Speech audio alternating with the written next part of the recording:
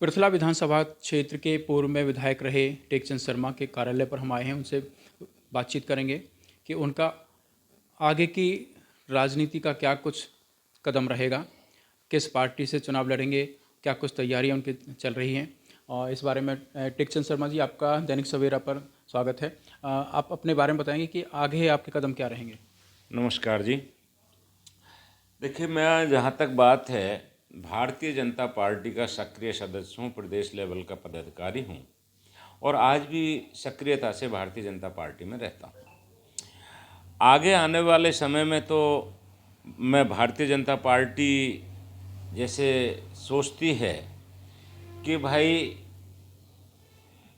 सर्वे के अनुसार ही टिकट दिया जाएगा और सर्वे के अनुसार टिकट देते हैं। पिछली बार हमने, चाहे उन्होंने कैसे भी दिया, हम उस चीज़ को एक्सेप्ट भी किया। सर्वे के अनुसार अगर हमसे ज़्यादा कोई स्ट्रॉन्ग पड़ता है तो वो अलग बात है। बाकी हम अगर मान लो उसके बावजूद भी हमारे साथ अन्याय हुआ तो वो अच्छा नहीं लगेगा और हम अपनी जनता जनार्दन से मिल कर के परमिशन भी चाहेंगे और आगे की रणनीति भी बनाएंगे। शर्मा जी, आपने 2014 में बहुजन समाज पार्टी की टिकट पर चुनाव जीता था और उसके बाद आपने बगैर किसी शर्त के भारतीय जनता पार्टी की सरकार को अपना समर्थन दिया था। तो उसके बाद उम्मीद जताई जा रही थी कि आपको भारतीय जनता पार्टी का टिकट मिलेगा। क्या परिस्थितियां बनी जो आपको टिकट नहीं मिली? भाई साहब, 5 साल पहले की परिस्थितियां सबको पता है। मैंने 2500 करोड़ रुपए के विकास कार्य अपने क्षेत्र में कराए। किसी भी तरीके से किसी गांव को, किसी बिरादरी को, किसी धर्म को, किसी क्षेत्र को मैंने विकासहीन नहीं रहने दिया।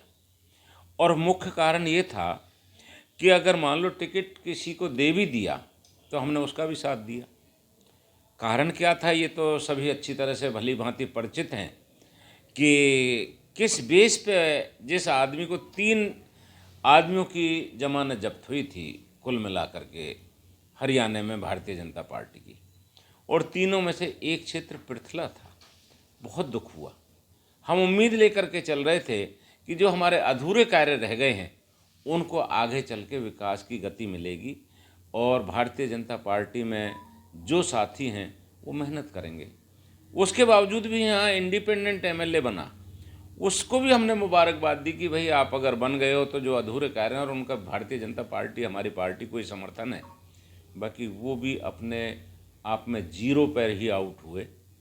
इसलिए बहुत दुख होता है कि जब हमने जो कार्य लाए थे वो आज तक पूरे की चले क्या वहीं के वहीं पड़े हुए हैं। 5 साल, 4.25 साल होने जा रहे हैं और 4.25 साल में कुछ भी आगे नहीं बढ़ पाया। जैसे मैं आपके बताना चाहता हूँ, मोहना में हमारा नर्सिंग डिग्री कॉलेज 48 करोड़ की लागत से बना हुआ पड़ा है पिछले 3 साल से, उसमें आज तक क्लासेस नहीं लग पाई। इसी तरीके से गवर्नमेंट कॉलेज मोहना है, उसमें क्लासेस नहीं लग पाई। आईटीआई सिकरोना, आईटीआई मोहना 10-10, 12-12 करोड़ की बिल्डिंगें बनी पड़ी हैं, उनमें आज तक क्लासेस नहीं लग पाई। बहुत दुख होता है जब सरकार का पैसा लगा हुआ, मेरे क्षेत्र के विकास के लिए जो पैसा सरकार से हम लाए और हमारे क्षेत्रवासियों को अगर उसका फ़ायदा नहीं मिले तो वो बहुत ही दुख होता है। इसलिए मैं ये भी कहना चाहता हूँ कि जो अधूरे कार्य हैं उनको पूरा करना हमारी जिम्मेदारी भी बनती है और आगे चल के उसको पूरा करेंगे भी। जिन परियोजनाओं की आपने जिक्र किया, इसमें लापरवाही किसकी रही है? स्थानीय विधायक की लापरवाही है या प्रदेश स्तर पर कोई लापरवाही रही है?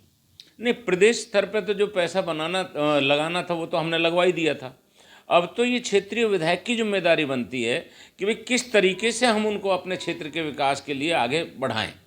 अगर मान लो या तो वो बिल्डिंगें नहीं बनी पड़ी होती, मुख्यमंत्री जी से जाकर के लड़ाई लड़ें, मुख्यमंत्री जी से बात करें कि जी 50-50 करोड़ की हमारी परियोजनाएं पड़ी हुई हैं और उनमें आज तक हमारे क्षेत्र को उसका फ़ायदा नहीं मिल रहा, तो उसका यूज़ क्या है? उसका जब तक मुख्य रूप से तो यही है कि विकास जो होना था, जो इंफ्रास्ट्रक्चर तैयार होना था, वो हम तैयार करा चुके थे। अब तो उसमें क्लासेस वगैरह लगना ही बाकी था।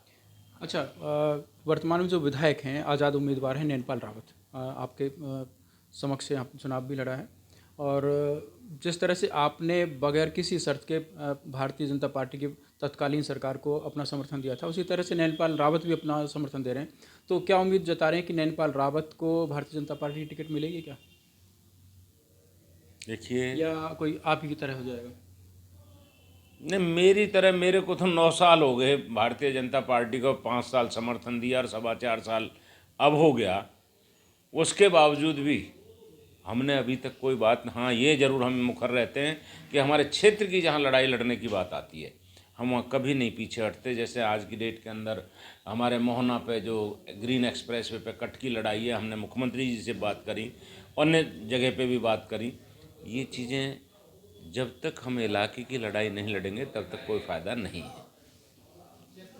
नैनपाल रावत के बारे में क्या कहना है? उनको भारतीय जनता पार्टी टिकट मिल सकती है या नहीं मिलेगी? अगर मेरे हाथ में टिकट की बात हो तो पहले तो मैं अपने लिए लेना चाहूँगा।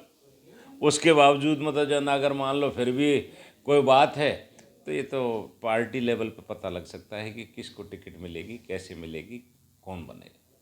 राजनीति के भी आप पंडित हैं और वैसे भी पंडित हैं, तो जैसे आपके साथ हुआ था, आपने बगैर शर्त के भारतीय जनता पार्टी की सरकार को अपना समर्थन दिया था। उस समय समर्थन दिया था जब सरकार आपदा में थी, और अब इस बार नैनपाल रावत ने अपना समर्थन भारतीय जनता पार्टी को दिया हुआ है, तो ऐसे में क्या कहना है? मैंने तो समर्थन 47 एमएलए मेरे टाइम में आए थे, मैं तो 48वां था। जैसे क्रिकेट के अंदर एक्स्ट्रा प्लेयर होते हैं, हम तो एक्स्ट्रा प्लेयरों में थे। हमने माननीय मुख्यमंत्री जी से जब बात की और मुख्यमंत्री जी ने हमसे कहा कि आपको चाहिए क्या, तो हमने यही कहा था कि हमारे क्षेत्र में विकास होना चाहिए। आज तो 40 के बाद 41वें विधायक हैं और माननीय विधायक जी को ज़रूरत भी है सरकार को। उन्होंने क्या मांगा कि चेयरमैन ही दे दो, मेरे को फलाना दे दो, या तो क्षेत्र के विकास के लिए लड़ाई लड़ते तो आज की डेट में बहुत कुछ आगे हमारा क्षेत्र बढ़ सकता था। मैं नहीं समझता कि वो अपनी जो जिम्मेदारी हैं, जो कर्तव्य हैं, उन पर पूरा खरे उतर रहे हैं। उन्हें सोचना चाहिए था। अब 9 महीने का कुल मिला करके चुनाव में रह गए। अब 9 महीने में वो क्या करते हैं, क्या नहीं करते हैं, ये तो पता लगेगा इलाके के अंदर। तो अब आपका इरादा क्या रहेगा? मेरा इरादा सीधा सा है, भारतीय जनता पार्टी का सिपाही हूँ और मेरा हक बनता है चुनाव लड़ने का। मेरे को टिकट मिलना भी चाहिए और चुनाव लड़ेंगे। अच्छा, इस बार जब विधानसभा के चुनाव होंगे तो उस समय मैदान में कौन कौन लोग आ सकते हैं? किस किस पार्टी से कौन कौन लोग हैं, किस जिनसे मुकाबला आपका हो सकता है? देखिए, जहाँ तक बात है चुनाव लड़ने का, ये तो चुनाव लड़ने वाले कैंडिडेटों को पता होता है। हमारे कहने से ना कोई चुनाव लड़ेगा, ना हमारे कहने से कोई बैठेगा। ये तो जो चुनाव की रणभेदी बजती है, उस टाइम पे ही पता लगता है कि कौन कौन पहलवान, जब दंगल लगता है, कौन कौन पहलवान अखाड़े में आते हैं।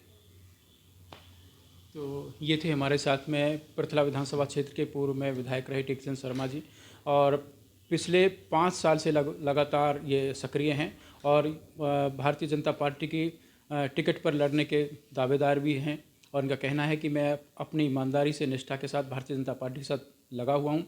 अब यह पार्टी हाईकमान को देखना है कि वो टिकट किसको देते हैं। यहाँ टेकचंद शर्मा जी से बात हुई, उन्होंने अपनी बात बताई कि किस तरह से वो अपनी तैयारियों में लगे हुए हैं। अपने कैमरा सहयोगी करण के साथ गुरुदत्त गर्ग, पलवल।